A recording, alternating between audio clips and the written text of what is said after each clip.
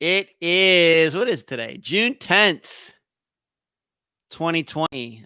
I hope everybody or is having a beautiful day. It was a beautiful day here. Look at my ears showing there.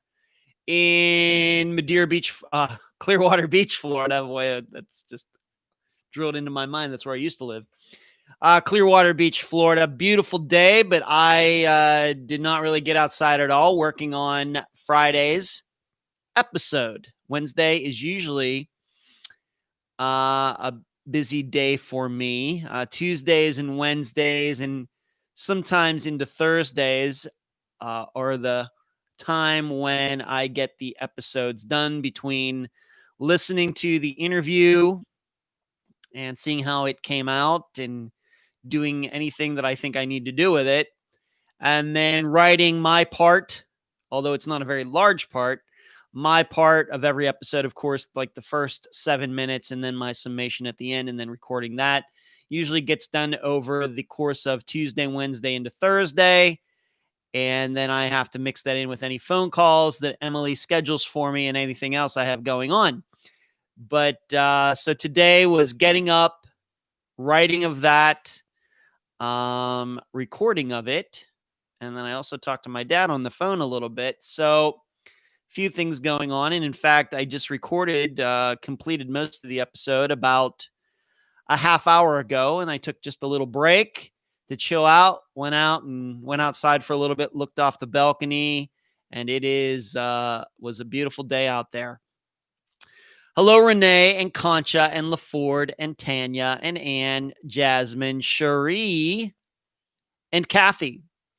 Thanks for everybody tuning in tonight. I joked in the group on Facebook and on the Facebook page that we really don't have anything to talk about.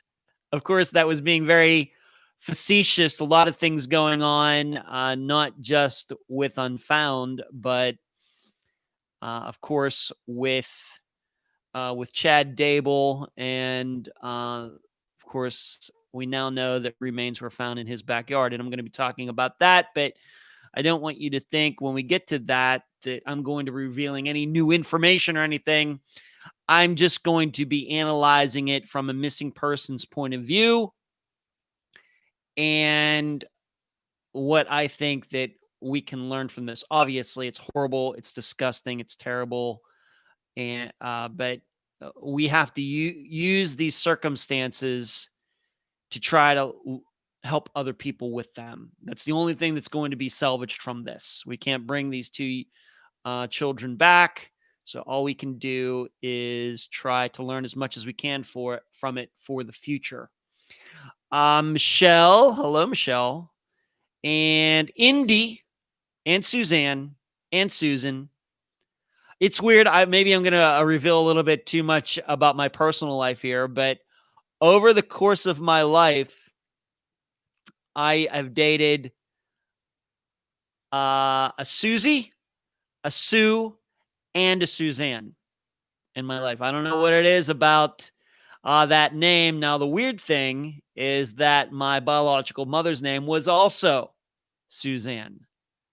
Just weird how those things work out. So it's good to see a couple variations on Sue in here tonight. Welcome.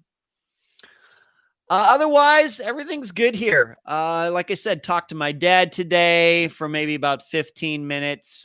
He called me while I was doing some recording and talked to him for a little bit. He's doing good up in Pennsylvania. And what do I have going on? I have my first tournament, disc golf tournament, just one round on Saturday, nothing on Sunday. One of my best friends here in Florida is running it. It's a big tournament. There's going to be like almost 200 players there. And I just have one round to play. And conveniently, it's at the disc golf course, which is nearest to where I live, Taylor Park, which is in that direction. And my tee off time is 12:30 on Saturday. But this will be the first tournament in Florida since the middle of March. So about 3 months of no disc golf tournament activity. Of course, people have gone out there and been playing like I have, but no official tournaments. But here in Florida, They've decided that it's okay to do this under certain conditions. And so that's what we're going to do on Saturday. And I'm itching to get back out there. I went out and played at that course yesterday with my brother and did okay. Hello, Paula.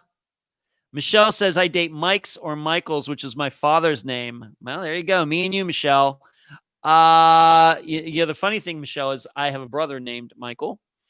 Justin from Lutz, Florida. Lutz, I think I've played some disc golf with some people from Lutz, although I can't name them off the top of my head, but I know kind of where that is. And I've played all over, of course, Tampa, Orlando, Daytona. And so eventually you're going to run into some people from Lutz, L-U-T-Z, Florida. Hello, Laura.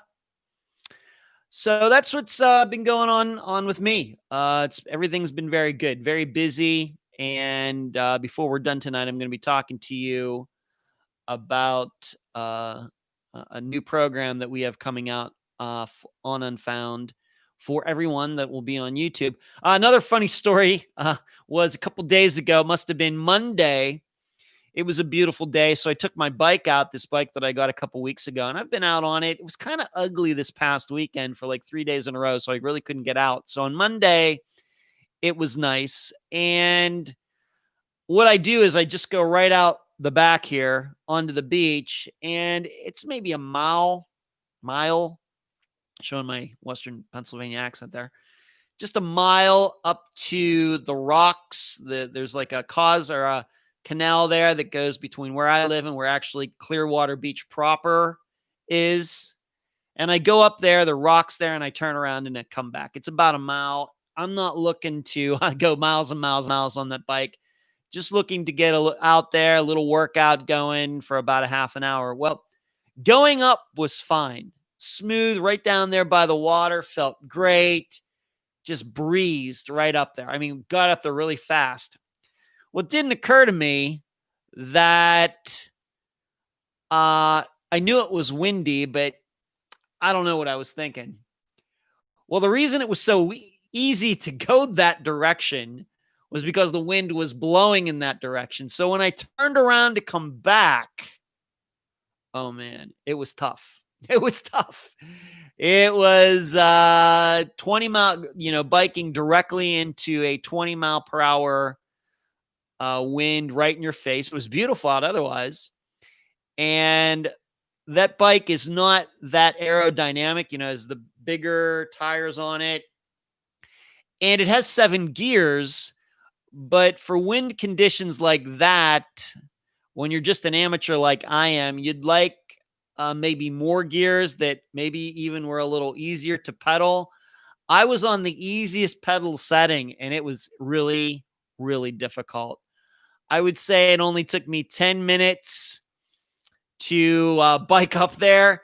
Probably took me twice as long to come back.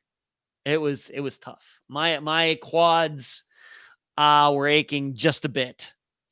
And so I just have to remember that for the future. But like I said, I'm just getting into this biking thing after having not been on a bike for easily over 20 years. What's everybody have dated? Hello, Justin. Yeah, thank you for catching it live. Thank you for making some time.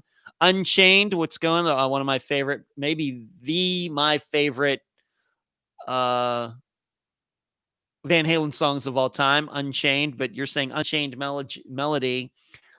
By what? The Righteous Brothers, right? Dark says, first time viewer from South Coast, United Kingdom. Well, Dark, what time is it in South Coast, United Kingdom right now? I'd love to know. Of course, right here, it is 9:09 Eastern time in the United States. But I love the bike. I'm glad I got it. It's some good exercise. It kind of mixes everything up between that, me doing the stairs and some weights, and then going to play disc golf. I'm keeping myself active, even though the work that I do is, of course, just sitting at home on the couch, getting it done for the most part. So I got to stay active. Of course, you've read all those studies that have been done. The people who sit around too much have heart issues, and that is obviously on my mind as I get closer to 50, which is going to be in about a month and a half. I can't believe it. Dark says it's 2:10 a.m., so you're 5 hours ahead. It's already June 11th in South Coast, United Kingdom. Well, Dark, thank you for making time tonight. I hope I will try to make it worth your while that you've stayed up late for this. Yes, Unchained says yes, the Righteous Brothers. Yeah, I like some Righteous Brothers. They're not too bad, but Van Halen is certainly better. In fact, just recently I got a Van Halen shirt just with the logo on it. Really, really good quality. I also got a Judas Priest shirt, and I got a Kiss shirt from their, I think it was Lick It Up tour from 1983, 1984. 6 hours from Texas, right, Michelle? Okay. Let's talk about the Rodney Kaiser poll. Rodney's episode, fairly popular. And I posted in the group, does Veronica, his girlfriend at the time, know what happened to him 30 years ago? And almost everybody said yes. There was only one person who said no, and that was one of my assistants, Natasha. I don't know if she was just trying to be contrary or whatever. If she thinks that way, fine by me. But mostly everybody thought that Veronica certainly knows what happened to Rodney. I think that makes a lot of sense given the stolen cigarette story. And then she said that he called her and the flowers and letter. I think that makes a lot of sense. Now, I will tell you that in the think tank on Sunday night, I kind of think we went even further than that by saying that she very well could have been the mastermind of the whole thing. Not just that she knew what happened or she found out after the fact, but she was the one who initiated it. And that's kind of the way I lean.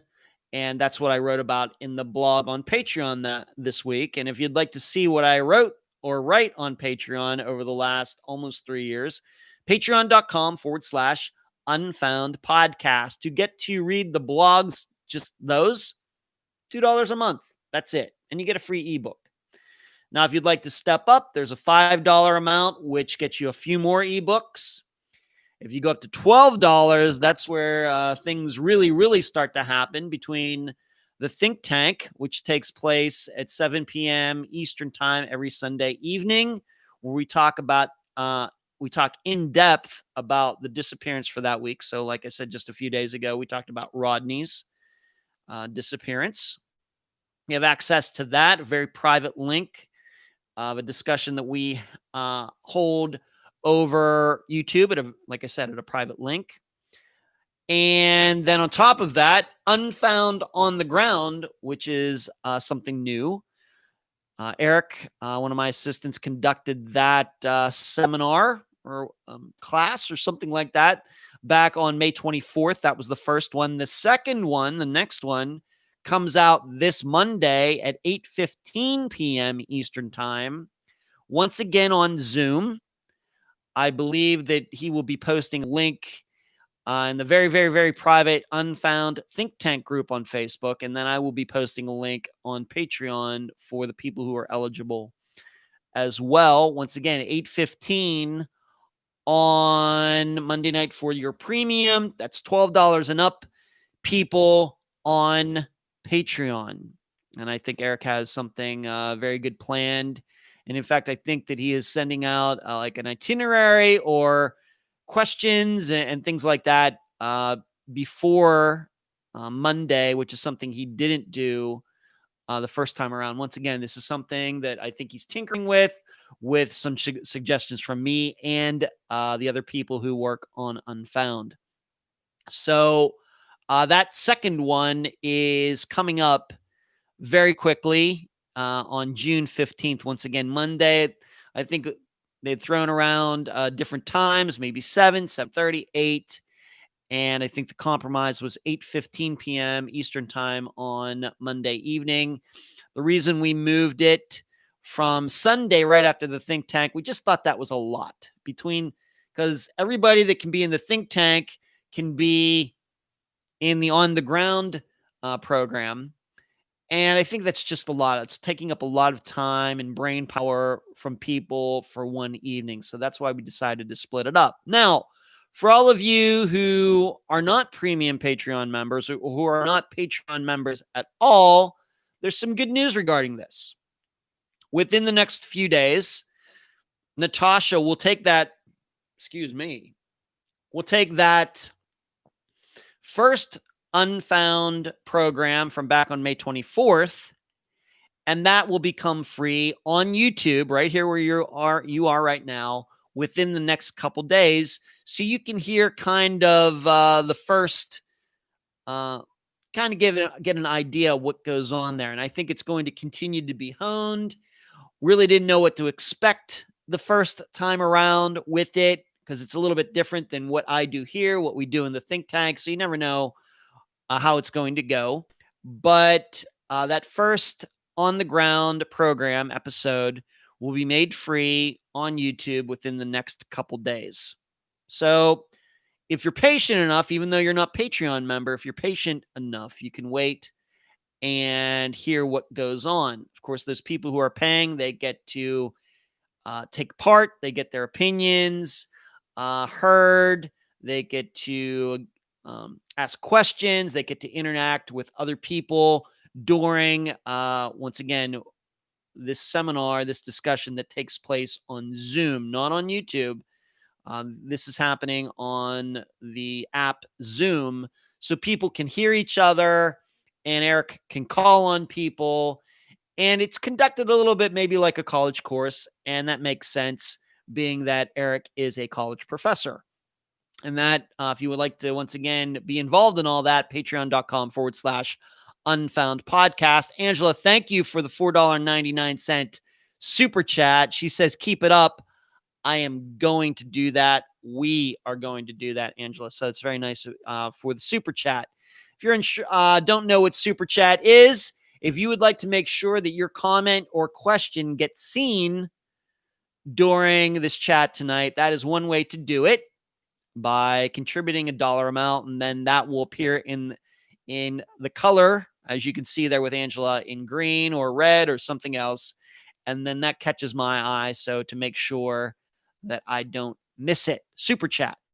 If you have a PayPal account or something like that attached to your YouTube account. Now, being that I'm talking about On the Ground, this is probably the best time to talk to you about, even though On the Ground is the newest offering from Unfound, very soon we are going to offer another new program, and this one will be for free. It will be for free. I will host it. I will record it. It will not be live. It will be recorded and then posted to YouTube so that everybody can listen/watch it. And the new program is called Unfound Now. N-O-W. Unfound Now. Now, what is it? Well, it's a shoot off of something that I do. If you've been watching this live show for a long time, maybe this new program, this new offering will not be a surprise to you, but it's something that I do on the live show anyway. And what is that? I comment on missing persons cases that have gotten national attention. Now, very recently, we have Madison Bell, Vanessa Guillen, Suzanne Morphew. Hello, Heather. Good to see you here tonight, Heather. Nice to see you. And you know that I comment on those, have commented on those disappearances. And I like doing that. I try not to do too much theorizing because, I'm kind of a little bit against that. But I just try to look at the disappearances, looking at them through the lens of what I think I've learned about disappearances from the other 170 cases we've already covered on Unfound. Well, that is now going to become its own program. But I will still probably do it on the live show, but this is how it's going to work. This is not something where it's going to be a set time, set day like the live show. Wednesdays, 9 o'clock. Think Tank, Sundays, 7 o'clock. On the ground, Mondays, 8:15. The episodes come out at 2 p.m. Eastern every Friday. This is something that will be a variable, meaning if there's some disappearance that hits the national news for whatever reason, I will probably let it go for a couple days just so things can kind of get going. More information gets out there, more facts. We maybe can learn a little bit about any searches that are being done, more specifics. Then probably, after it hits the national news for a couple days, I will then record a video. I don't know how long they'll be. It probably just depends on the circumstances. It just depends. I'm guessing they'll probably be at least 10 minutes long, but I don't want to make them 30 minutes long. If it's 30 minutes, then I'm talking too dang much. But I would think that they're going to be 10 to 15 minutes long, in which I will just go over the facts as they are known at that time. And I will surely be needing some help for my assistants on this. And they, of course, know that this is happening already. And then I will record it and using Unfound's disappearances to try to compare and contrast. Like I said, this is something that I've already kind of done on the live show, and I think it's fairly popular.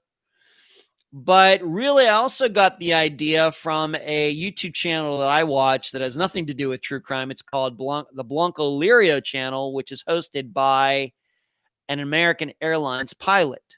And what he has started to do is kind of do the same thing. When a plane crash happens that makes the news, whether it's like Pakistani Airlines, this jet that crashed a couple weeks ago, or other, once again, noteworthy plane crashes that make national news, he will then record a video of that. And his channel is way popular. I think he has like 200 some thousand subscribers or something crazy. And for a niche kind of channel like that. And then he'll record that and post it, giving his insight as a very, very experienced pilot. What has been learned to this point, what the investigators are probably going to be looking for, if any radar data or any information off radar24.com has come out, he'll talk about that. But he's started to do that, and I think it's very popular. That's kind of where I got the idea to do that, but with, of course, missing persons cases like I've been doing recently with Suzanne Morphew, Madison Bell, and others, Vanessa Guillen. So you can be looking for that. Once again, it could come out Thursday at 1 o'clock. It could come out Sunday at 9 a.m. in the morning. It could come out on an early Friday morning at like 2 a.m. It's just hard to say. We just don't know, of course, when some of these disappearances are going to make national news and get the public's eye all over the United States or elsewhere. So that's why I can't tell you, well, this is going to happen every week, because you never know, what's going to go on in the news. But you can be looking for that. Once again, it's going to be free. It'll be recorded. It'll be on YouTube. So everybody will be able to watch it. It's going to be informative. I'm going to stay away from the wild theorizing and speculation that you'll probably get other places. I'm just going to try to analyze it, given everything that we've learned about disappearances on Unfound. Yes, Cherie is reminding everybody, if you are watching right now, please give this video, as you're watching, the thumbs up or a like, subscribe to this channel. I would deeply appreciate it. So once again, it's hard to tell you how to do that, because some of you watch on your phone, your laptops, your tablets, and then of course we have Android, we have Apple products. I can't specifically tell you how to do that on every product out there, but if you can find the like button for this video before we're done tonight, it would deeply be appreciated if you could hit that button, because that will then raise the profile of this video and bring more people to the Unfound Podcast channel. Suzanne said great things happening with Unfound. That's always going on, Suzanne. Thank you. And Shree also posted, if you'd like to join the discussion group on Facebook, facebook.com/groups/Unfound Podcast. Michelle is asking, just a little poll. My phone has gone off to Amber Alerts quite a bit in the last 2 weeks. Anyone's experiencing this in other than Texas, wondering due to pandemic times? Not really, Michelle. Maybe I've had one in the last 2 weeks here in Florida. At least one, but no more than two. So I don't know. Hello, Laura. Hello, Laura. Thank you, Justin, for liking it. Once again, I know you were out there. I can see that thumbs up button, the number, and it's kind of staying steady here. And I know we have a lot more viewers than we have likes right now. So if you can get it done, please get it done. Please like this video. So be looking for Unfound now. It will have its own logo. And I think that Natasha and I, we've not talked about it yet, but she sent me something about making it its own channel within, she knows more about this, the technical side of this, but kind of making its own thing within the channel format. But one way or the other, we're going to make it very easy to find, very easy to watch or listen to. And we're thinking that being that some of these disappearances do get so much attention, that if I were to comment on them, and once again, not using it as a way to just do wild stuff, but tagging it right, using the metadata correctly, bring more people to the Unfound Podcast Channel on YouTube, which is what we will be doing, and we will be doing. But I also hope it can teach a lot of people how to analyze these disappearances that make national news for themselves. So people in Texas getting a lot of Amber Alerts. That's interesting. Well, you have a lot of people there. Maybe that's not so odd. Let me take a question now. This came from Jasmine. This came from the Unfound Podcast discussion group. And I should say that if any of you would like, have a question out there that you'd like answered, something that's on your mind, doesn't have to be disappearance related or true crime related. Could be, as long as it's PG and not too personal, I will make an attempt to answer it. And if you really want to make sure that I see it, just use the super chat function and I will surely answer it, see it, and answer it. Jasmine asked me, can families go too far with the police? And if that happens, do I believe that the police then kind of put the disappearance on the back burner? That's kind of, those are my words. Maybe I should, hold on a second. I will read exactly what she typed. Hold on a moment. Where is it?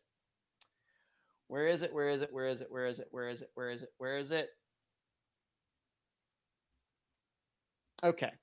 Jasmine asked me, when is the point when family can go too far with police investigating missing persons cases? And do you think that makes the police pull back when looking into these cases? Off the top of my head, if we're going to just talk about Unfound's disappearances and all the people from families who've appeared on the program, there's not a family or person that has been on the program that I think has gone too far. I'm not saying, I just can't think of somebody right now. I'm not saying that's for sure, but there's nothing that pops into my mind right at this second. No one or no case that pops into my mind where I think the guest or somebody in their family went too far and ticked the police off, and then they're at each other's throats, and the police just blow it off. In fact, I think it's very much the opposite, is that too many families have been too hands off and kind of just let the police do their thing. And then 10 years later, they're still wondering why there's no new information. That's my perception.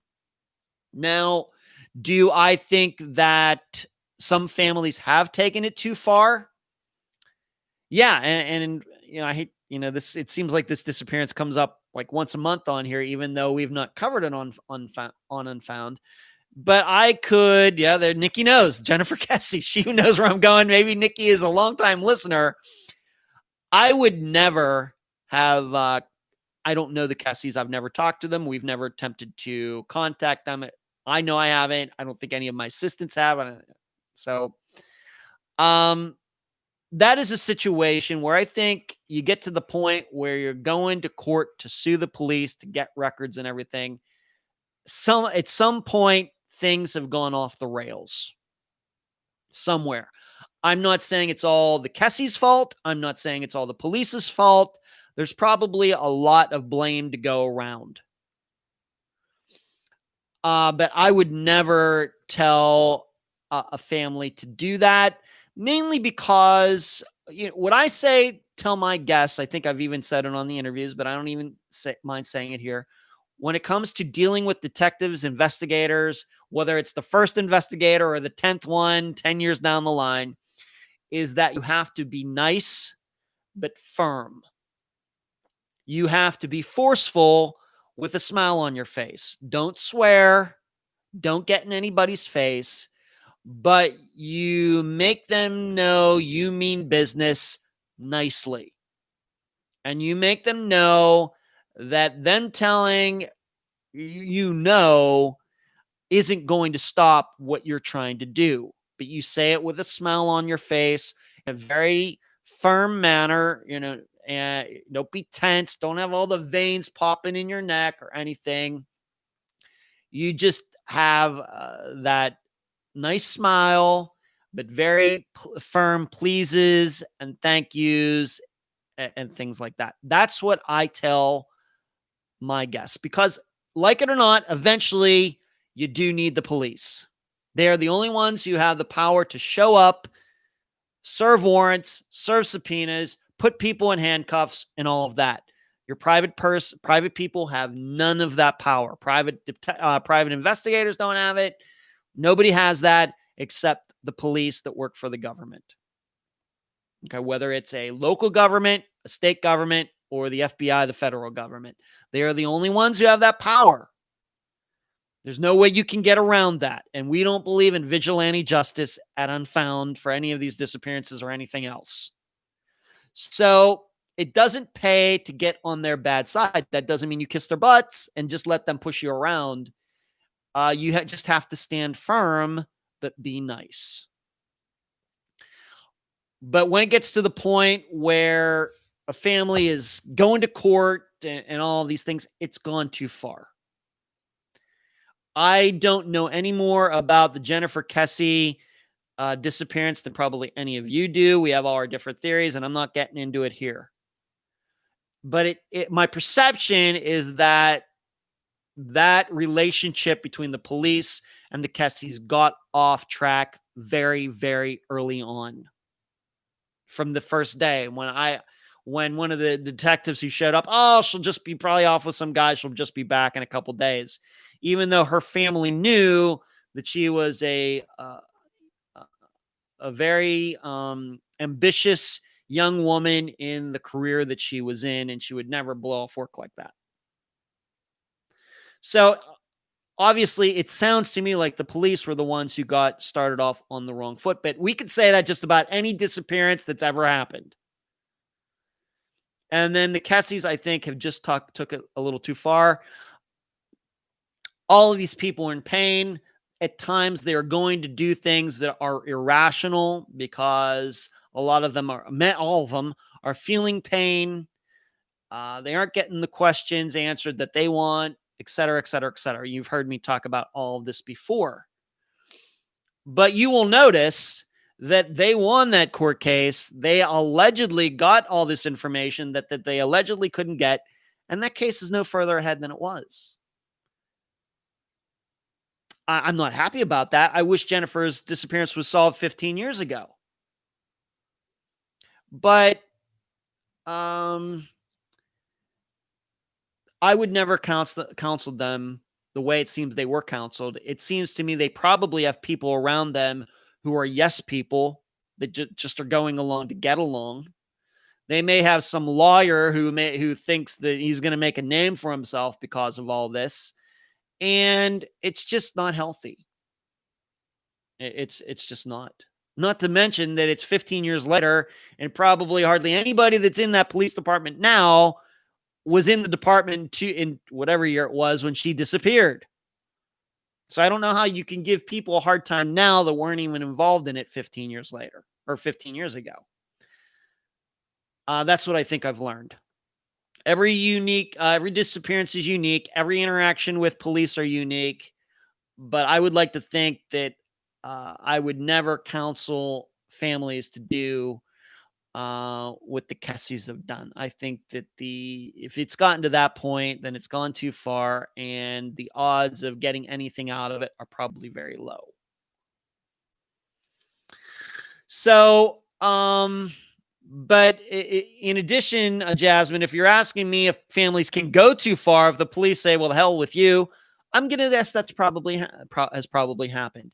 I don't like it, but, of course, a lot of talk about police has been in the news lately, and I'm not getting into that.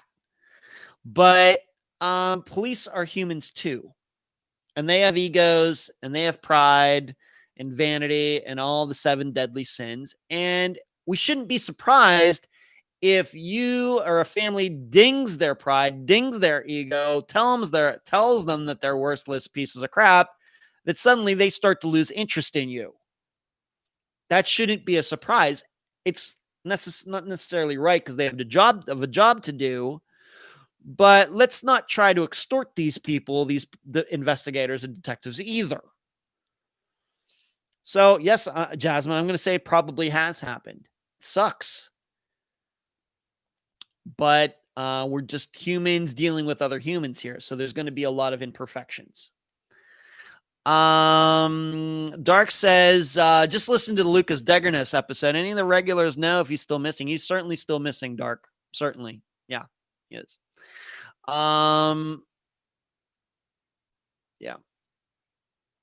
Yeah. Elizabeth, hello. All hope you're all doing well. Keep safe and healthy. Hello, Elizabeth. Good to see you tonight. Thanks for making time. LaFord says, I have the best all-time greatest Kessie theory. Well, thanks, LaFord. I came up with on my own well before Unfound was started. I think that I've known about Jennifer's disappearance since very early on. I was living in Las Vegas at the time, and it just 15 years later still makes a lot of sense to me. And nobody has presented anything to me that has caused me to change my theory at all. You're welcome, Jasmine. Hey, there's Jasmine. Thank you for listening tonight, and thank you for the great question. LaFord, Elizabeth, so you want to talk about that? You can. I'm going to continue on because I have an agenda. So that is Jasmine's question, and thank you for it. Now, moving on to this. Some of you maybe already know this, but we have another unfound disappearance that is at least partially solved. Some of you maybe weren't listening way back at the time, but back in late 2016, we covered the disappearance of Christopher Hyde, a young man who had, I wouldn't say he had mental issues. I think he was learning disabled. And due to family circumstances, he was left with his father in Orlando in the late 1990s, early 2000s. And his sister Lila, who was my guest for that episode, went back to Texas, and every once in a while she would call her father to see how Chris was doing. He would always come up with a variety of excuses, and it wasn't until 2003, 2004 that Lila was able to figure out that maybe Chris wasn't there anymore. And this has started a quest to try to figure out, and her father didn't really have a ton of answers. And I have to tell you, all these years later, I think it's perfectly reasonable to believe that maybe his father even had something to do with his disappearance. So Lila was on the program in late 2016. In fact, I think that was the last disappearance we covered for that year before it turned to 2017. Well, within the last month, somebody in Christopher's family, their DNA, it might have been his sister's or maybe his mother's, was in the database, and it was tested against remains found in Hillsborough County. If you don't know where Hillsborough County is, it's right across the bay from me. That is essentially Tampa, the Tampa area, Tampa Bay. Over there, that is Hillsborough County. I live over here where Clearwater St. Pete is, and this is called Pinellas County. And then there's 3 causeways that go over to the Tampa area. That's where the airport is. That's where the football field is, where they've played a couple Super Bowls. That is Hillsborough County. Well, sometime in 2004, remains were found in Hillsborough County. Those remains were tested. I don't know when the testing started, but just within the last week, Lila got news that those remains found way back in 2004 were Christopher's. Lila posted within the last 24 hours that at this point, there is no cause of death. In fact, and I asked her publicly in the comments section of one of her posts if she had any idea even where Christopher's remains were found. And the police have not even given her that information yet. So she was on the program in 2016, and it seems that her brother had already been deceased for 12 years at least.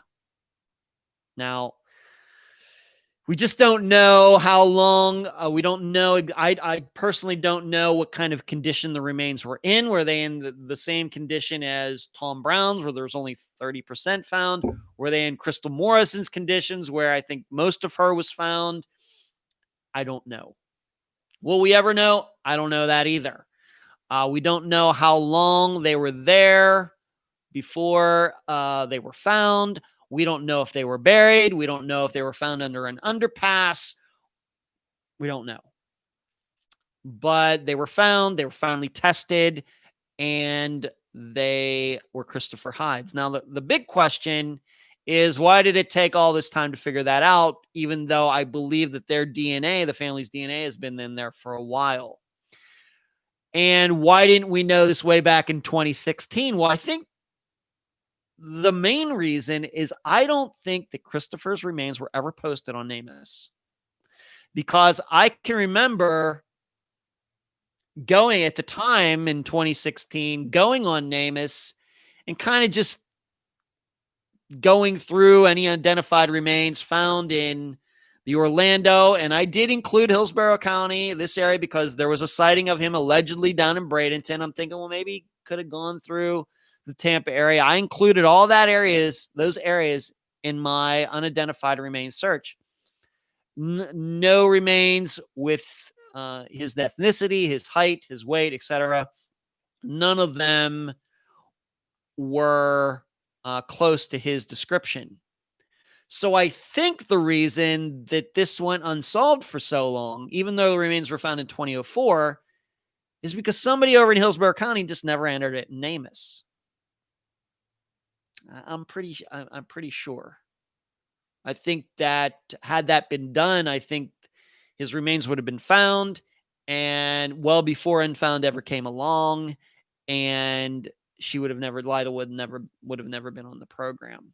Even if her DNA wasn't tested, it still would have shown his general characteristics, and somebody looking through them, or Lila herself could have been through there. Let's just pick a year, 2012, and said, oh yeah, this could be my brother Chris. Even though they don't have my DNA, at least we could get that process started.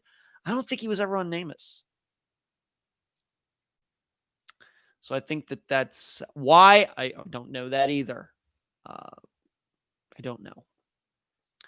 But this is another disappearance that's been unfound that has at least been partially solved. Now, the standard we have is that not only do we want the remains found, or the person found if he or she happens to be alive, but we want the suspects. We want people charged if it's believed to have been a murder. If it's natural causes, then, we want to hear about that too. So until that happens, in our minds, it's not completely solved. This is in the same category as like Devin Bonds right now. In contrast to like Andrea Bowman's, where we now have the remains and her biological or adoptive father, Dennis Bowman, is in custody, and we're going to do an in memoriam for her somewhere down the road here. So we at Unfound offer our deepest condolences regarding Chris. My perception is that he should have never been left at his father's in Orlando. It didn't seem like this guy was equipped to take care of his son who had special needs. And it very well could be that Christopher ended up on the street and something happened. Now, how he made it from Orlando and over into Hillsborough County, which is like at least an hour away, I don't know. Until we know more about where he was found and everything, everything would just be a lot of guessing, and I'm not going to do that. So I just don't know.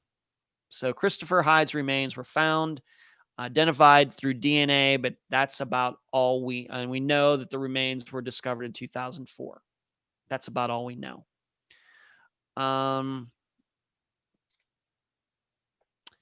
LaFord, you're perfectly allowed to theorize in here. This is a full open discussion group. All of you are perfectly allowed to theorize regarding whatever you want to in here.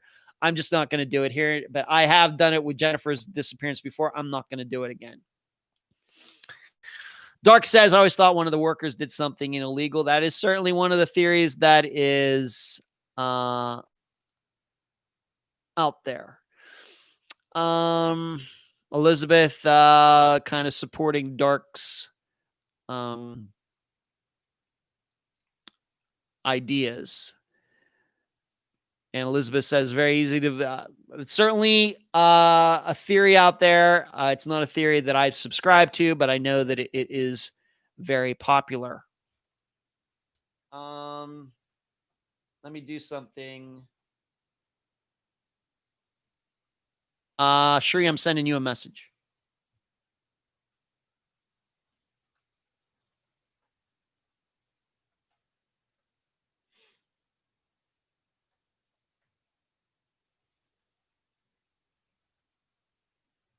Okay. So, very sad, but this is what families are hoping to find. Of course, every family that's on the program wants to believe that their missing loved one is still alive. But this at least ends part of the mystery for Christopher's family. And, they're a family of limited means, and I don't think this could have happened any quicker for any other family if they had all access to all sorts of different ways to get people involved.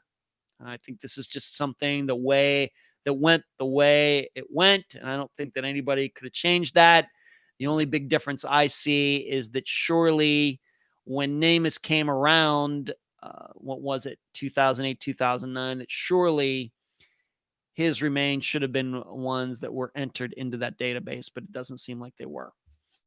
All right, let's move on to something else. Speaking of Andrea Bowman, I just mentioned her a minute ago.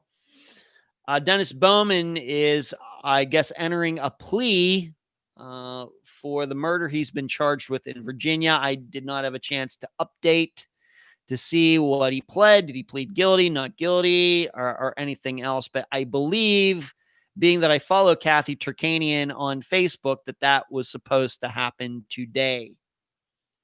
So I just don't know what went on there. But if you hear that he was entering a plea, I don't want you to get confused that was for Andrea's murder. This is for the murder of the woman in Virginia from 1980, 1981, whenever, early 1980s. So please don't be confused by that. I'm guessing that Kathy has probably posted something if there were results and what he did. I'm sure that she has written about it. However, I was not able to see any of her posts before I started this show tonight. I just knew that it was happening today. Let's take another question. This one comes from Brent, and this was a good one. He asks me, and I think that Brent might be from England. He might be over there in your area, Dark Vision, or maybe you are, Brent. I don't know. He asked the question: as America expands, do I anticipate that a lot of bodies are going to be found? So as roads, more roads get built and buildings go up and there are construction workers digging into the ground, do I believe that more bodies will be found? I think the simple answer is yes.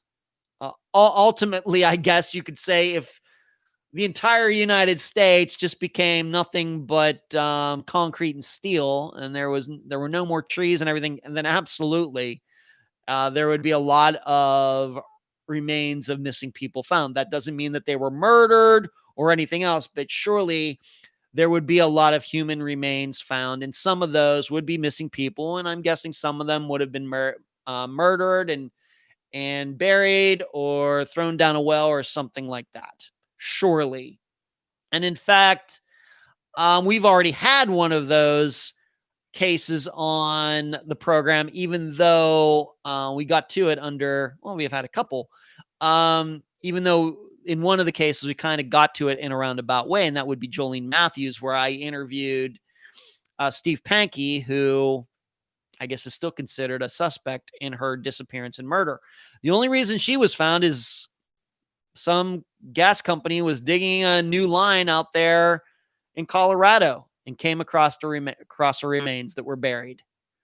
That's the only reason that happened. If that doesn't happen, then she's probably still missing, and we don't know if she's alive or deceased.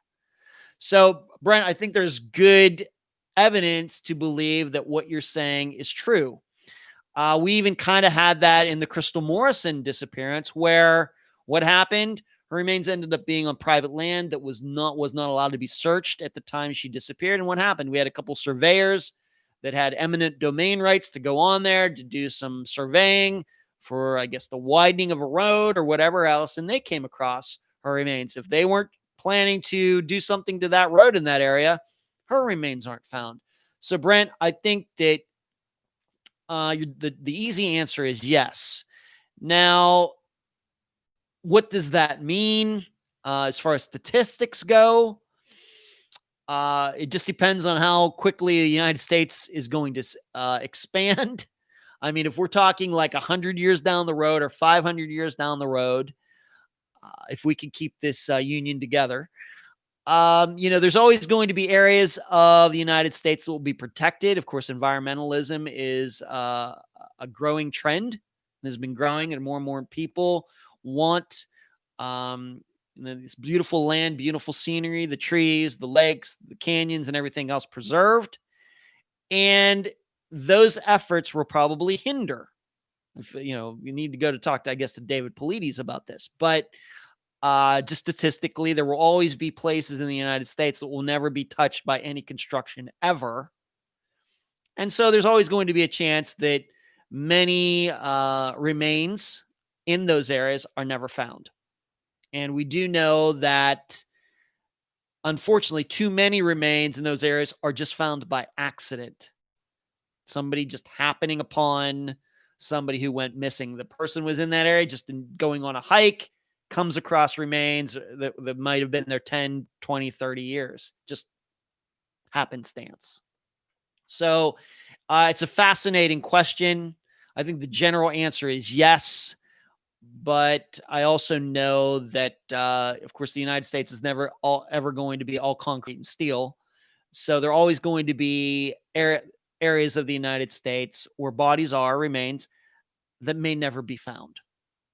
And it sucks. And as I've said many times, I already know we've covered over 170 disappearances. If I live to be 85 years old, which is 35 years from now. Hopefully I'll make it that long. Maybe not. There will surely be disappearances that we've covered on Unfound already that will not be solved 35 years from now. It's terrible, but that's what the statistics say. We'll do everything in our power to change that, but that's what the statistics say. But what will help that along, if there is more construction in the United States in areas that have never been touched before, and some people get lucky when they go out into nature and they just happen to be looking at the right place at the right time. That will change it as well. Jasmine says Dennis Bowman's got 2 life sentences plus 20 years. So they 2 life sentences for one murder, Jasmine? Am I reading that right? Thank you, Sheree. If somebody, Jasmine or somebody else, could explain that. My understanding, it was only, can you get 2 life sentences for committing one murder, or was it aggravating circumstances? I feel like I'm on an episode of Law and Order now. So maybe somebody can explain that to me, or was Andrea's murder thrown in there as well? If somebody could be a little more, explain that a little bit more, I would appreciate it. Sheree, I'm going to look at your message back to me right now. Oh, okay. All right. Okay. Sorry about that, Laura. You know who you are. Sorry about that. All right. Let's move on to something else. But Brent, that's a great question. I don't think I've been doing this for 3.5 years. I think you are the first person that ever asked me a very solid question like that. And I appreciate you. Anytime I can be surprised by a good question, I'm very happy with that. So that's very good. Let's move on to another unfound disappearance, and that is Alyssa Turney. That's a disappearance that we covered in somewhere in 2018, if I remember correctly. I think that the way I kind of think about things sometimes was my mother still alive, or she was deceased? I think it was not long. It was sometime in that 2018 time frame. In fact, Alyssa, her disappearance now has its own podcast. It's been around for a while, and her sister, I think, runs it or takes part in it. I've read a longtime listener and viewer and Patreon supporter, Jill, you've sometimes see her in here, sent me the information that, and she would know about this because I think she lives in Arizona, that the story is that police are now going to be submitting evidence to the prosecutor in the hopes that Alyssa's father, Michael Turney, who is the number one, if not the only suspect in her disappearance, to see if they can bring charges against him for her disappearance. Of course, presumed murder. It sounds like a positive development. I certainly hope they have more evidence than I know about the case. We've covered the disappearance. There's a lot of reasons to believe that Michael, her father, did do something to her. It also seems to me that it's, the way I remember it, is it's pretty much circumstantial.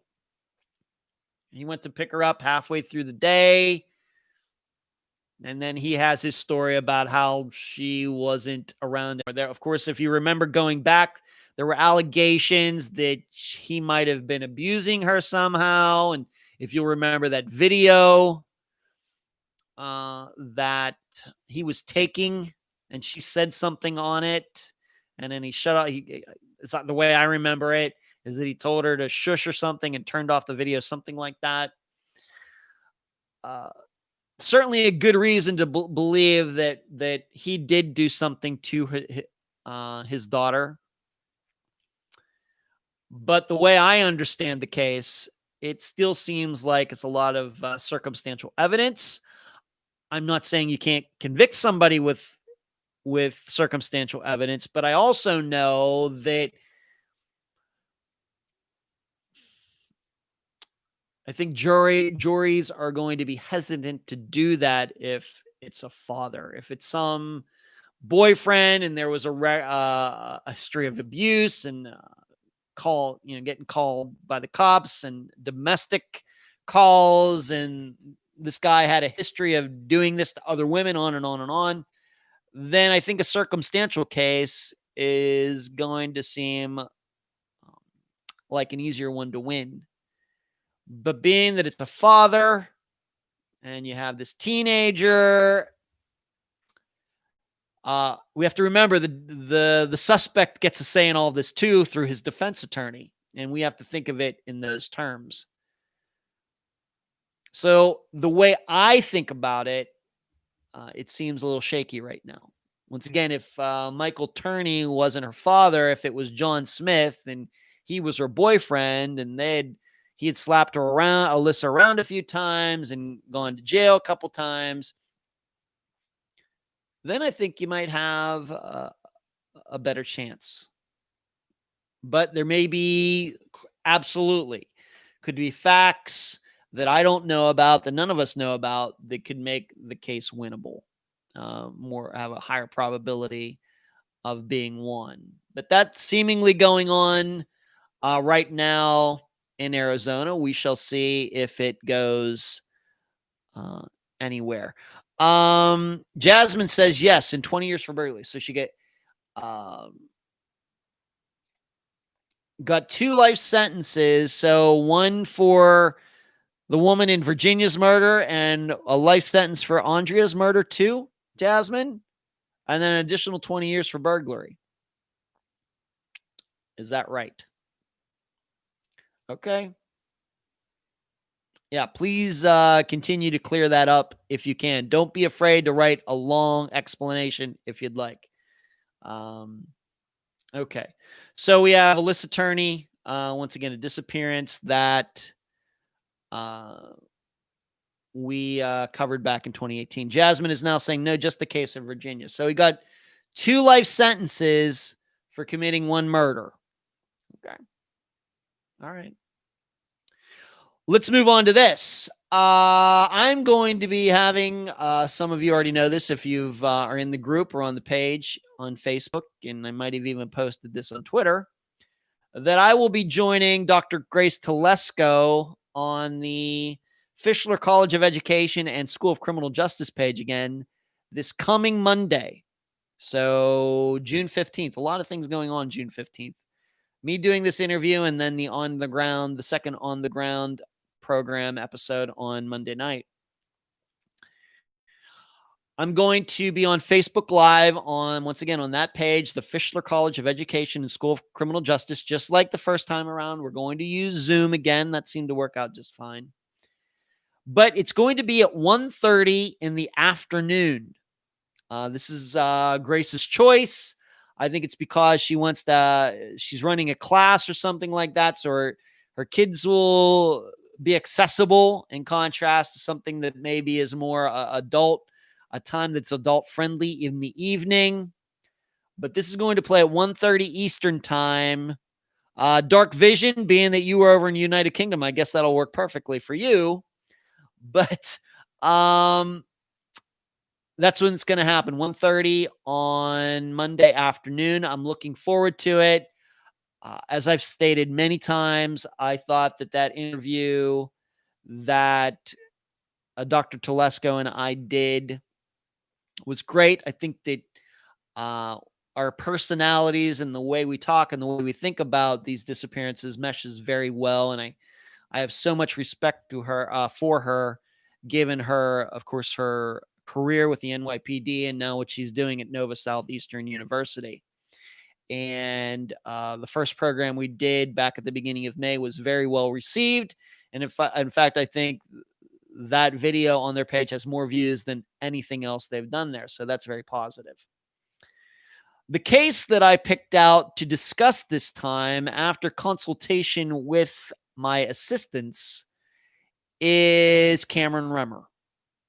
We, of course, threw out the idea of talking about Tom Brown's because of how much attention it's gotten since we covered the disappearance in the summer of 2018. And it certainly is next to the Flight 370 video on YouTube. It is the second most popular video on YouTube. But we went with Cameron Remmer because certainly a factor was what has been going on with his disappearance right now. This guy in San Francisco that allegedly looks like him, and you saw the picture. And that's something, by the way, that's still ongoing. They still not tracked this guy down. You can make of that what you want, and we will talk about that during the interview. Also, because we put a lot of time into that last year, really going back to the basics on that, talking to a guy who was running a food and beverage guy who talked to Cameron that night that he disappeared. I talked to the bellman or the bellhop who saw him that evening and talked to him a little bit. We tried to track down both of the security guards who encountered Cameron that night. One of them, for the most part, blew Cherie off. The other one wouldn't talk to me at all and wrote a message to Cameron's mother, him telling her that I'm some kook and, she should really be careful with me and shouldn't listen to me at all, which we're going to talk about during the interview as well. And we're going to name his name. That's what we do. It's all factual, Not making any rumors up. Just factual information. And so I think that her students in the criminal justice program, I think they'll get a lot out of hearing the way I went about it, just as somewhat of an amateur. And because you should know, I consider myself to be a professional interviewer and reporter, but as an investigator, I don't think that I've gotten to professional level yet. But the other part that I thought would be good, regarding Cameron Remmer's, yes, they certainly did block us. That too. The security guards blocked us, both me and Cherie. Yeah, they don't like us very much, Cherie. We're just stating facts. People can make their minds up for themselves, but it is a fact they blocked us for whatever reason. But the other reason I think that Cameron Remmer's disappearance was a good choice, because there is the San Francisco Police Department component to it, in which they were involved. Allegedly, they tried to get the video from that night from the Fairmont Hotel in San Francisco, and they wouldn't give up the video. And then it seems that they never got a subpoena to get the video to see what went on that night. And so I certainly want to discuss that with Dr. Telesco, her experience in NYPD, and what she thinks of that. When a private establishment won't give up video if they're looking into something that happened, whether it's a disappearance or a burglary, robbery, or anything else. So I thought this was a good opportunity to talk about that with somebody who has that experience. And I've already let Cameron's mother know, Valerie, Cameron's mother's name is Valerie, that we will be talking about Cameron this coming Monday. So the first interview was about Dorian Myers. This time it will be for Cameron Remmer. And I'm looking forward to it. Anytime that I could talk to Dr. Telesco, I get all pumped up. She has very positive energy to her, if you believe in that type of thing. Always pepped up to talk, very positive. Those are the kind of people that I like to be around. Once again, on the Fischler College of Education and School of Criminal Justice Facebook page on Monday at 1:30 Eastern Time. If you're not working or anything, please tune in. Another disappearance item, an unfound disappearance item, Austin Pevo. If you remember, we did an in memoriam for him back in April, and at the time I'd mentioned that at least two of the men, Justin Beasley and Blandon Kobe, were going to be going to trial in June. Susan sent me a message today telling me that Justin's trial has been moved to October. And although Blandon's has not been moved yet, she kind of believes that it will get moved too. She did not say anything about Alden Brewster, whether, if his trial has been scheduled or not. Back when he did the in memoriam, his was not scheduled, and she didn't tell me anything about it today when she sent me a message. All I can tell you is that Justin Beasley's trial that was supposed to happen early this month has been moved to October, and Blandon Copey's, which I think is supposed to start shortly, very well may get moved back as well. Not unusual. It seems like that happens a lot, not just in murder cases, but in a lot of things. So there is an update on that. Now, let me take one more question, and then we're going to talk, of course, about the big news about what's going on with Chad Daybell and Lori Vallow and all of that. But I will take one more question, and then I will get into that. Laura asked me, she posted in the group, and I had I tagged Heather Grotman regarding this question because I thought that Heather might be able to help Laura as well. Laura asked me, what are the do's and don'ts? She lives in the Washington, D.C. area, so Delaware, Maryland, Virginia, Pennsylvania, Virginia area right in there. And she'd like to start a blog, a true crime blog regarding missing persons or murders, unsolved murders in the area, and what are some of the do's and don'ts. And she also included in there, if I want to contact families, how do I go about it? And as you can see, now that I've explained that, you can see why I thought that Heather would be a good person for Laura to talk to. Of course, Anthony from crimeblogger1983.blogspot.com would, of course, be another good source that Laura could talk to. I think first and foremost, if you're going to start a blog, and I don't know Laura from anybody, she just posted it, and I don't know her educational background. I don't know. You better be able to write. Now, I know there's all sort of spell checkers and everything out there, but if you don't know how to use the English language, and I'm not saying I'm necessarily an expert, but I do get a chance to write quite a bit doing this program for every Friday's episode. And then, of course, the blogs that I write for the Patreon page that I've been doing, once again, since August 2017. That's a lot of writing, and you better know how to write, and you better know how to describe information to people in a way that is clear. This isn't about writing novels with flowery language.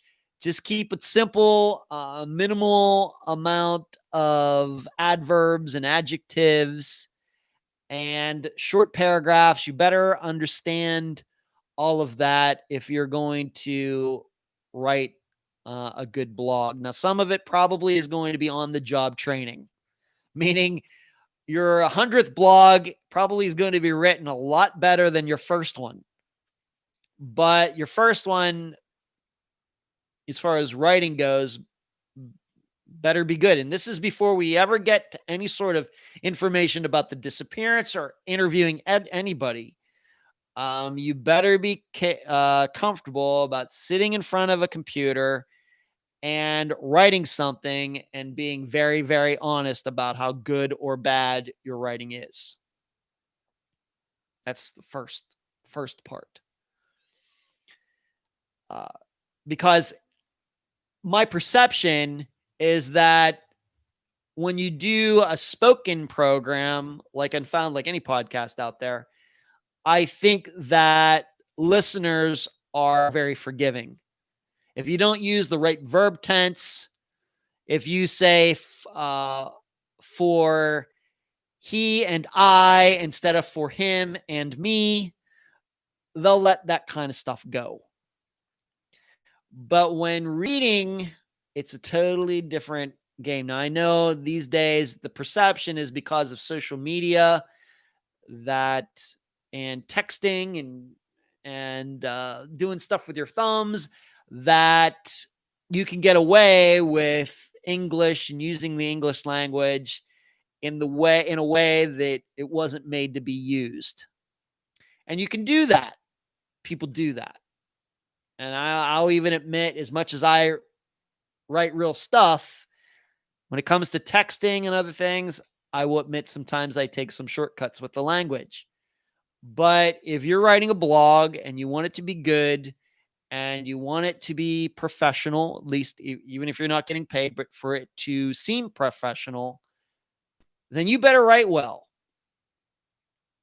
And I think despite how we all type and write the English language today, our standards for what we're going to read are much higher than the standards we have for ourselves when we write. So if you're writing for people, you have to write to their standards, not your own. That's the first thing that I would say before you even go any further. Then you get into the disappearances that you're going to cover and how you're going to reach those people.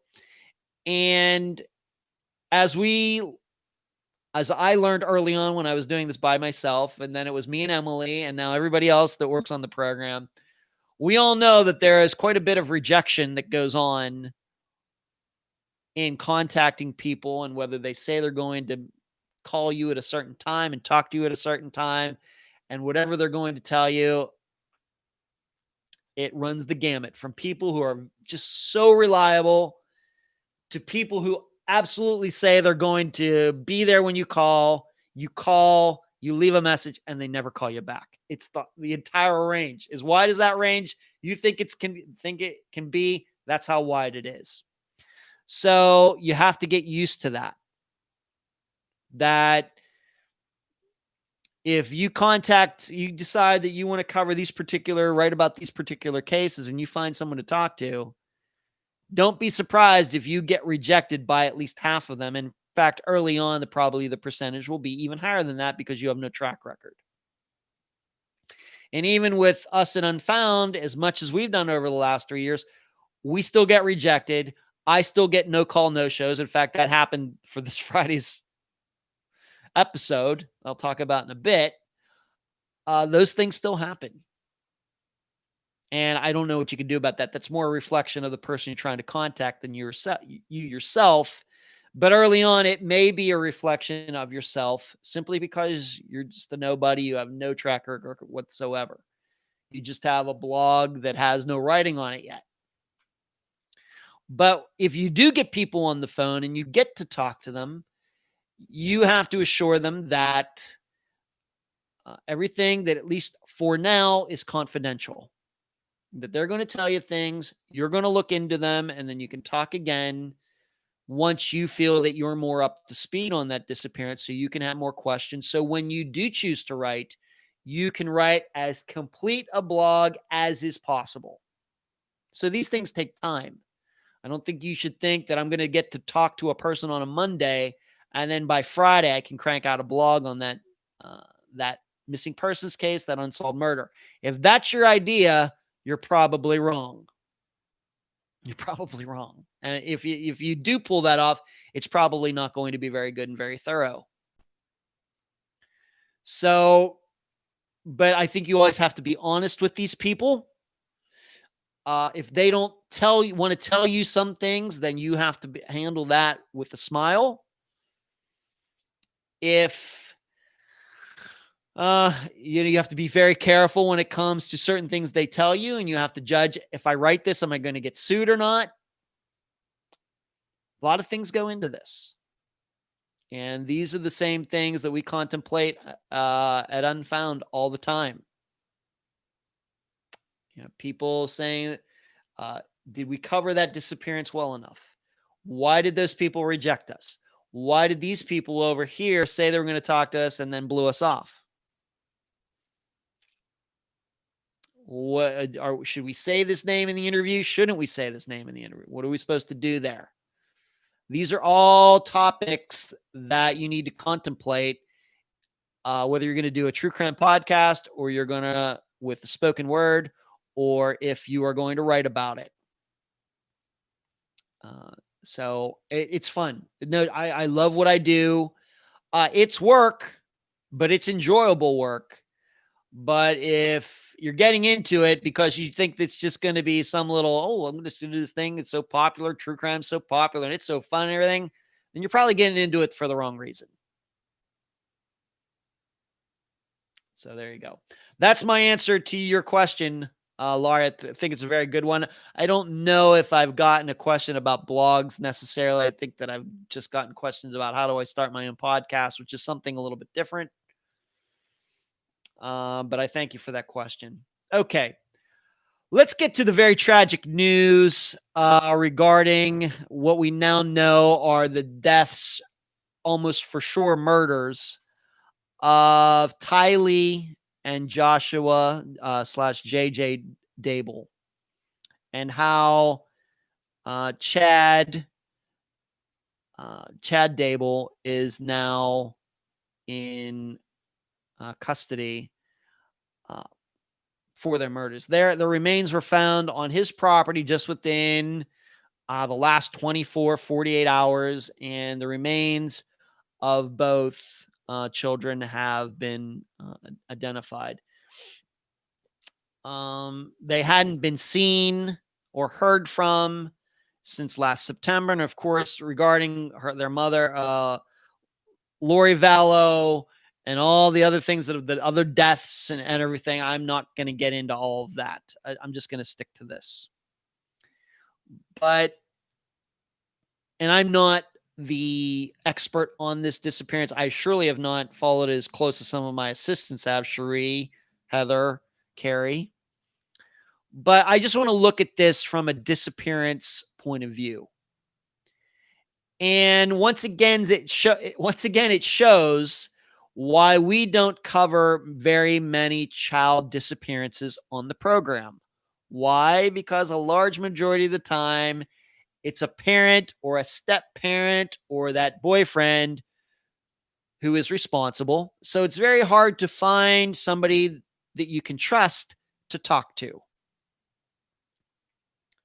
So this is a perfect example of why we shy away from those disappearances, child disappearances. We have covered some child disappearances. Mikhail Biggs, Debbie Lowe, to name just a couple. Kim Norwood, we have. Those were situations where myself and Emily, who's usually involved in the process, most 90% of the time, believe that the person we are talking to had nothing to do with the disappearance, that they are perfectly innocent and are truly puzzled as to why their child or sister, brother, we know in Mikhail Biggs' case, our sister was on, are truly stumped as to what happened. And we feel very comfortable with having them on the program. That is not the case most of the time with child disappearances. Because a large majority of the time, and when I say a large majority, I say 75%. Some parental figure, some guardian, some adult in the house is the person responsible. And this is another situation like that. So if you're wondering why Unfound, you go through the list of all of Unfound's disappearances and you find very few what we would call children. Now, for example, Alyssa Turney, she was still in high school. Is she a child? I guess. But when I say, and of course, in her case, who's the main suspect? Her father. So this is one of the reasons that we just stay away from them. I think another thing it shows is that probably a lot more of these disappearances that we've covered on Unfound, if we're to believe a murder took place, probably a lot of these missing people are on the land of the person who committed the murder. Now, of course, we've already found that out in a couple situations. Zoe Campus's disappearance. Now we know it's a murder on Carlos Rodriguez's property. Andrea Bowman, her remains found on Dennis Bowman's property. And this continues to come up. So when you look at other disappearances that Unfound is covered, I think that the Daybell case certainly continues to raise the probability that a lot of other disappearances that we've covered on Unfound, those people are probably on the property of the person who killed them. Now, it's some of these cases, it was their property too. And some guests have been more than vocal in their beliefs on that topic, that they think that if they could get onto that property again, that they would be able to go right to the spot where their loved one was buried. The problem, all circumstantial, and there's no way to get a search warrant. Just like it was the situation with Dennis Bowman. Kathy Turkanian, since 2010, 2011, believed that Andrea was on Dennis Bowman's property. Guess what? She was right. The problem, she had no way to prove that. And the only reason they ended up getting on that property is because they were able to figure out that he murdered a woman in another state. Well, in a lot of these other disappearances, it may be that these missing people were killed by somebody who only ever committed one murder, and that was that one that we had on the program. So there aren't other ways to try to get warrants to get onto that property because this person has committed a crime somewhere else. It sucks, but those are the laws in the United States. If we were maybe in some other country where we don't have property rights or people don't have rights, North Korea or something, it would be different. But that's how we do things in the United States. What this also means is that when we talk about parents, this kind of goes back to parents and children. We talk about, well, that mother, that father would never leave. Get that a lot when a mother disappears and leaves her children behind. That is certainly true. That most parents would not leave their children, but it does happen. It does happen. But what it also means is that parents are perfectly capable of killing their children under the right circumstances. Here's what I think I know about this Daybell case that has gotten everybody's attention for the last 8 months, 9 months. I think that if you would have spoken, now I will tell you, Lori Vallow seems like kind of a kook. Something going on with her that's not right. But I think that had somebody from the future beamed back to when she had her children, Tylee and JJ, and said to her, somewhere down the road, you're going to let some man that you met kill your kids and you're going to know he did it, I'm sure she would have said, I would never do that. How could you ever say that? That is the most horrible thing I have ever heard. But you know what? And she probably would have believed herself. And whatever year these kids were born, go back to that year, time machine, just like Avengers Endgame. Sorry to ruin it if you haven't seen it yet. You go back and somebody could have said to her in the room while she was having labor, somewhere down the road, you're going to let a guy kill this child and a child that you're going to have later. She would have said, that's the most horrible thing in the world. This is the most god-awful thing you could ever say to a mother, ever. And all these years later, she let it happen. JJ was adopted. Thank you. I knew somebody was going to point out something. Even so, the day she adopted him, whatever, adopted, foster child, whatever, she would have said, that's crazy. But it happened. So what I'm saying is you can never underestimate anybody.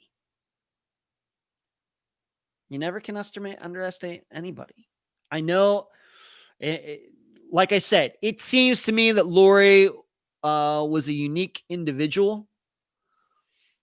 And being that she could get so caught up with this Daybell guy who believed in the end of the world and all this kooky stuff that I consider to be fringe material. Some people don't. I'm not here.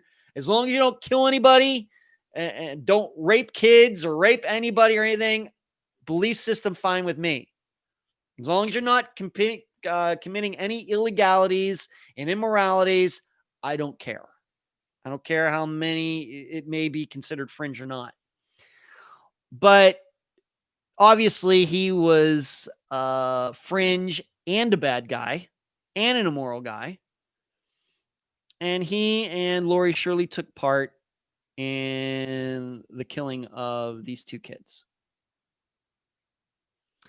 And this is why I continue to be a cynic regarding human nature. There's a reason that we have laws in civilization. And because we do, one of those guys back in the 1700s said, if all men were men, he was using men just at the time, if all people were angels, we wouldn't need any laws. But we're not angels. We are humans are capable of some dastardly things. And that's where my cynicism comes from. Cherie says, so true, though. By all counts, she was a good mother until Chad. Now she's guilty as him, but he's definitely the leader. Cherie, even JJ Partners said she was the best mother. Yep. Becky, Lori could have murdered one or both and just buried them with Chad. Certainly true. Either way, she surely knew, and she was surely covering for him all this time, or she did it herself and he was covering for her. Whatever the case, they were covering for each other, and they are as bad as it gets on this earth. And it's a stumper. Why are people like this? Why do people get caught up in this? How can a woman who has one child and adopts another, and then years later take part in their killing? I don't know. We just talked about Dennis Bowman. He and his wife adopted Andrea. Did they adopt her knowing that they were going to murder her? And I truly believe his wife knew what happened if didn't take part herself. 15 years later, I don't know. All we know is that it happened. And how does it go from this to that? And I'm not a psychiatrist. I don't have a degree in that area. It's just horrible. It's just horrible. But it's like the old adage, nobody gets married thinking they're going to get divorced, but still 50% of people get divorced. You see them all happy on their wedding day and smashing cake into each other's faces. 5 years later, they're at each other's throats fighting over a video game system in the divorce. How's that happen? But this is even worse than that, because now we have two kids that were murdered by the people who were supposed to be taking care of them most. So when it comes to disappearances, this is why we don't rule anything out. This is why we don't get excited about covering children's cases. Of course, if we decide to do it, then we do it with 100% energy, but we aren't going out of our way to cover those kinds of disappearances. And I think this is one more way for this kind of situation to be a wake-up call for all of us. A mother would never do that. Well, lots of mothers are doing it. Lots of mothers. And we know that there are, and I bring up mothers because women are less likely to commit crimes. They're less likely to abuse children. They're less likely. What it means, though, is that there are a lot of women who are putting up with their men abusing their children for a lot of different reasons. So it's bad as life gets. Well, I mean, we can talk about terrorism and nuclear war, and those are certainly horrific as well.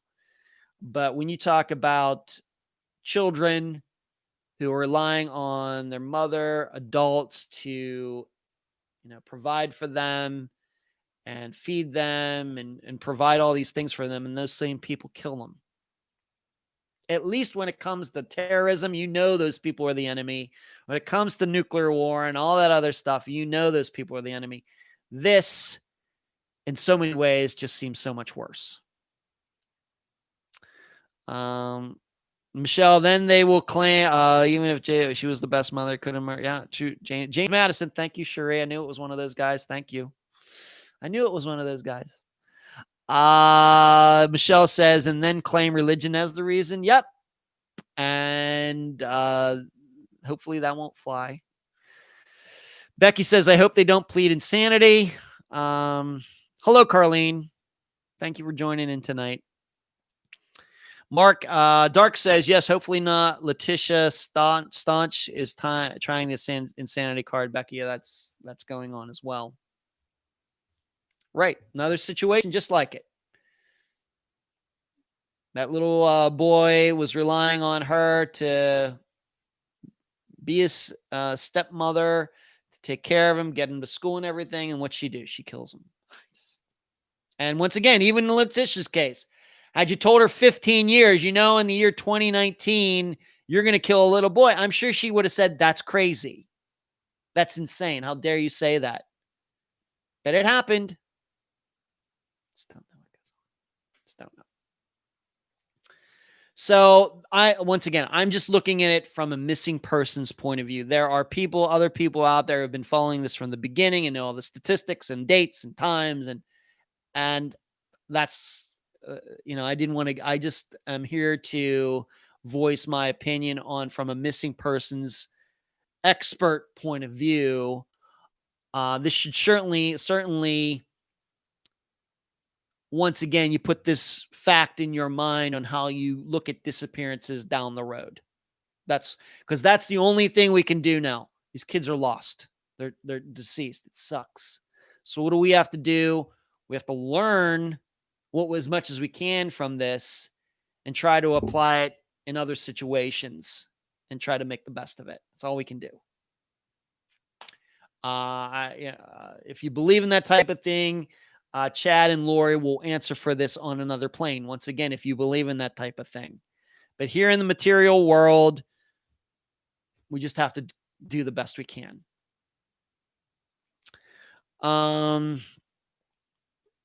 Heather says they will blame Lori's dead brother. They're not going to get away with that. But they may try, Heather. Absolutely, they may try. Sheree has a lot less chance than Lori. The Vallow case. Carlene War, Chad's kids all alive and well. Don't know.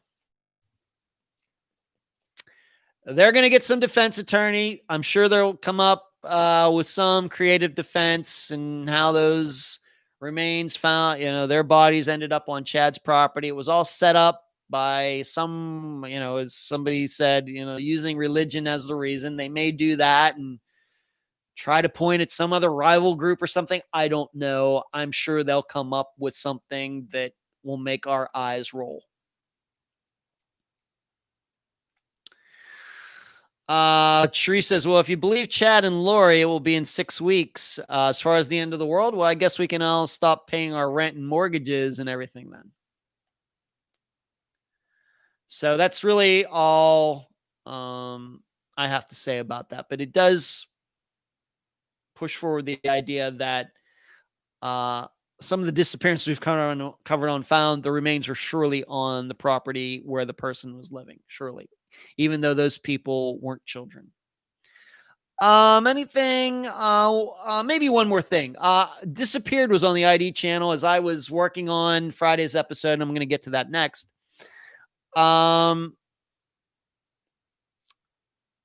Disappeared happened to be on.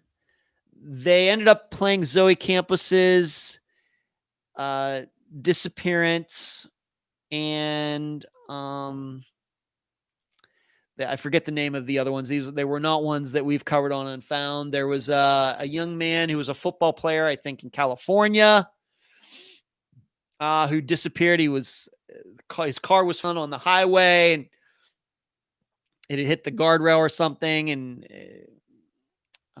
something was going on with him. And I think he was adopted.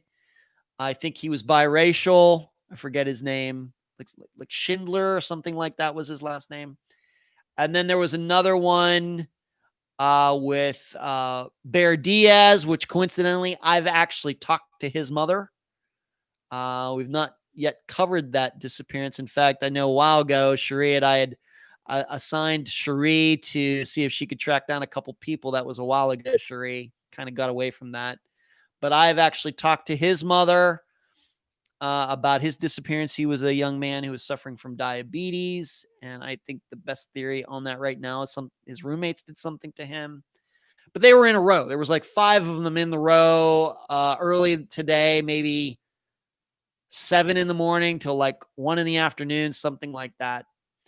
But somebody let me know that if you have Hulu, you can actually you have access to all of the disappeared episodes.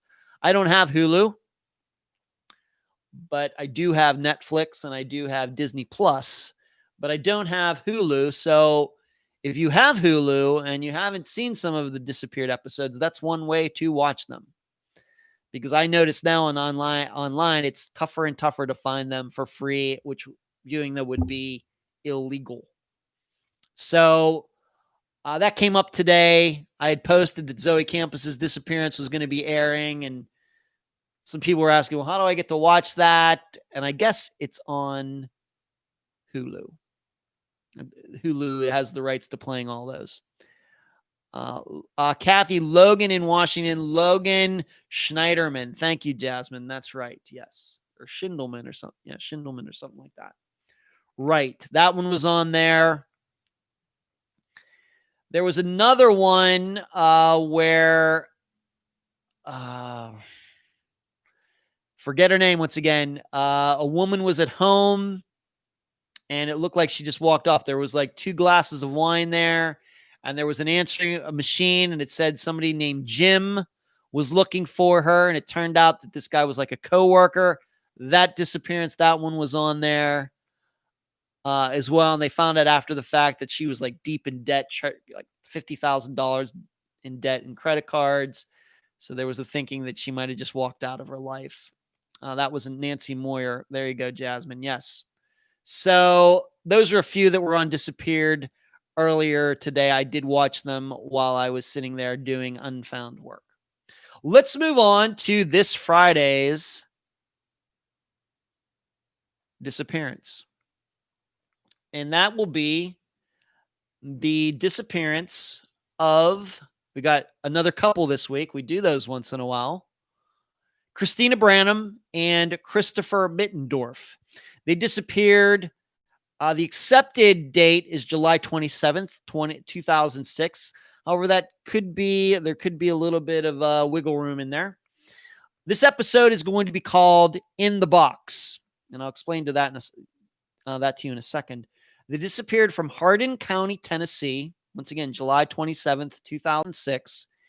And the guest will be Christopher Mittendorf's mother, Cheryl Flatt. I interviewed her not this past Sunday, but the Sunday before. Dark says, I think they're all on YouTube, disappeared episodes. Well, if you want to buy them, yes, they are, Dark. Yes, they are. If they're on YouTube for free, that's illegal. But was Mason Smith on there too, Ed? Could be. It very well could be. Those are the ones I just remembered off the top of my head. You have to remember something. I don't get up at 6 in the morning. If you don't know my sleeping schedule, I usually go to bed about 2 in the morning and I get up about 10 or later. So that's just what I do. So if there was earlier ones in the morning, then I missed them. But this is the disappearance for this week. Now, like I said, Cheryl did a great interview. You're going to hear her on Friday. Now, you should know that I was scheduled to also interview Christina's mother, whose name is Paulette. And in fact, when Emily began working on this disappearance, she actually contacted Paulette first. And I spoke to Paulette first. And we had a perfectly fine, great conversation. And in fact, I called her back after that for another conversation. And then it was after that one that we were able to track down Christopher's mother, Cheryl. Well, as it turns out that I had been scheduled to interview Cheryl last Sunday, like a week and a half ago, and then I was supposed to interview Paulette 2 days later on that Tuesday, which I think would be June 2nd. I'm not going to sugarcoat it. Paulette flaked on me. I called her. She didn't pick up the phone. Left a message. Didn't call me back. Called her a couple times. Didn't call me back. Texted her. Didn't get back to me. And then somehow we were connected. I think we're still connected on Messenger. She sent me a message that she had to go to she had got sent to the hospital or something happened. But yes, she apologized and she still wants to do the interview. We made another appointment and she no called, no showed on me again. And when I tried to call her back this time, the phone just doesn't work. So I had to make a decision. What are we going to do about this? As I've told you, flaking happens. In fact, I just had it happen like about 5 weeks ago with somebody who I thought for sure was going to hold their appointment and did not. And, once people flake on this, I just don't have any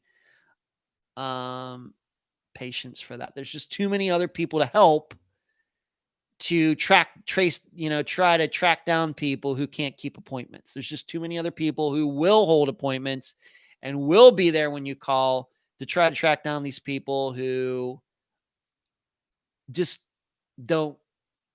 can't hold a meeting time. But because I didn't want to hold that against Cheryl, because Cheryl did a great interview. She was ready to talk. And the truth is that in the end, both Christine and Chris disappeared from her house, not Paulette's. Chris and Christina were living at her house before they disappeared, not at Paulette's. Paulette's daughter, was living at Chris's house. So I didn't want to, of course, hold it against Cheryl for something that Paulette couldn't do. So I decided, you know what? I think we did a great interview. And you're going to hear information that you're not going to read or hear anywhere else about the disappearances of these two young people. So because of that, I said, this is going to be the episode. And we only usually have one guest anyway. So I decided I'm not going to hold it against Cheryl for something that Paula can't do. So that's what you're going to hear this Friday. I was hoping that I would have an interview with Cheryl. I would have an interview with Paulette. That would be something new for the program. Didn't happen. No good plan goes unpunished. So, but that's just the way it goes sometimes. But I think that it's still a great interview. I think it's going to be a great episode. And for sure, I think all of you are going to come away from the episode thinking that the theory that has been pushed for the last 14 years regarding these two young people's disappearances, there's a lot of reasons to think that it's not true at all.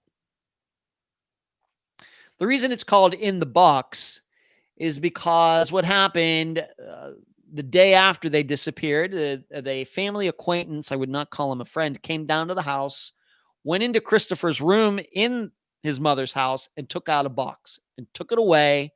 And that box has never been seen again. He hasn't spoken to the family ever since. He didn't let anybody know what was in the box. And it almost sounds like that movie Seven. What's in the box? What's in the box? And when Cheryl, after this happened, when she went into her, she let this guy who she knew come in there and she didn't know what he was going to do. And then he just goes in and walks right out with it.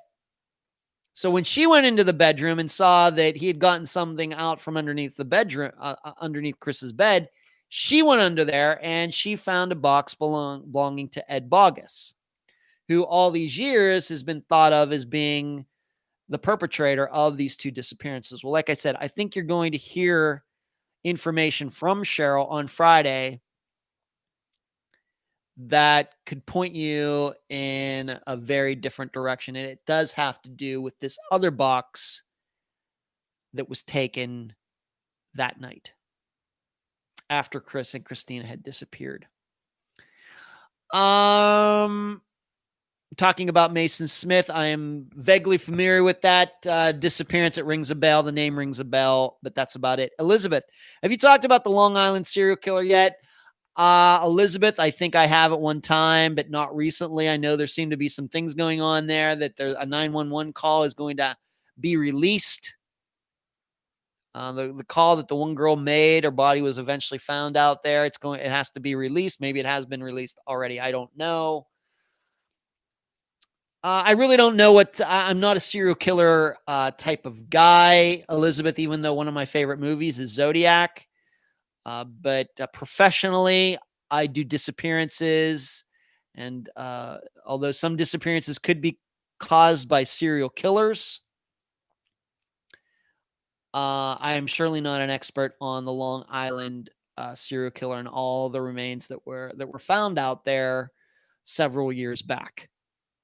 I've read rumors that it could have been a police officer doing it, and maybe some weird things going on out on the island at Long Island, sex parties and stuff like that. I really don't have any idea. But I have spoken about it in the past when news has popped up. So that's all I have for you tonight. I've answered all the questions. Once again, if you are watching right now, please like this video, subscribe to the Unfound Podcast Channel. Please like this video before you leave if you have not liked it yet. Just want to go through all the places that Unfound can be found. Facebook, both the page and the group. We have a Twitter account that I had to revamp, had to start all over from scratch. So we don't have a lot of followers right now, but we're working at it. Twitter.com/Unfound Podcast. We're on Instagram, and that's very convenient for you because I do put some maps on there occasionally regarding the disappearances and pictures of the case the disappearance that we'll be covering for that Friday. And once in a while, I'll even post a picture of myself like I did last week. If you're on there, of course, we're on YouTube where you are watching right now. It's something that we continue to work hard at, and Tasha's doing a great job with it. And we're going to have this new program, Unfound Now, which I've already talked about. Of course, the prior episodes of on the Unfound on the Ground are going to be posted there. We're really working very hard on it. I know that a lot of demonetization is happening on YouTube right now. Our videos are monetized. The channel as a whole is monetized, but a lot of our videos get flagged. But I'm not too crazy about that, but I'm not, it doesn't make me happy, but it doesn't make me sad. It's all about raising the profile of the program as a whole.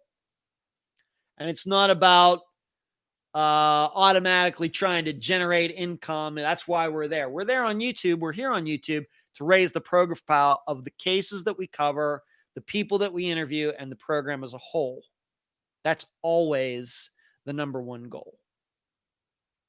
So we don't maybe worry about monetization as other people who have a lot of videos on there anyway. But I think we're going to be getting a lot more subscribers as we add more things on there. Where else? Spotify, you can get the program, Podomatic, iTunes, Deezer, and the Unfound Podcast email is unfoundpodcast@gmail.com. Elizabeth says Suffolk County Police released Thursday the name of a woman whose remains were found 20 years ago in Manorville, 9 years ago, 50 miles away near Gilgo Beach. The woman was identified as Valerie Mack. Yeah, yeah. They, a lot of these women I understand to be prostitutes. out there that were found. Yeah. Once again, I don't know that much about it. I know probably as much as the average person does, but it's really not what I do. I really concentrate just on what we're working on Unfound. So what did we do tonight? I told you my bike story about riding into the wind. Got a 1-round disc golf tournament on Saturday, tee time 12:30. The Rodney Kaiser poll. Talked about Christopher Hyde's remains being identified. We talked about Chad Daybell and the murders of Tylee and JJ. Dennis Bowman, how he's been convicted and charged. He's been given his sentence for the murder in Virginia. Alyssa Turney, maybe her father is going to be charged. Remember this Monday, 1:30 Eastern time on Facebook Live, the Fischler College of Education and School of Criminal Justice. Man, that's a long title. 1:30 Eastern time, I'll be doing another interview with Dr. Telesco. Unfound on the Ground. The next one is Monday night at 8:15. Disappeared can be found on Hulu. Unfound Now, the new show. It'll come out when we're ready. I've already explained that. Austin Pevo, those trials have been moved. And this Friday, the disappearance of Kristina Branum and Christopher Mittendorf. Another couple that will be covering for a disappearance this Friday from Tennessee. And it took some great questions tonight. All right, everyone, thank you. Almost 2 hours. Man, I used my voice a lot today. Recorded my part of Friday's episode and then talked all this time. But I love it. There's no other thing that I would rather be doing with my life. I love doing this, and I thank you all for tuning in tonight. Thank you. Thank you, Dark. It's nice of you to say. Be careful out there. Be safe. You'll hear me Friday. Good night.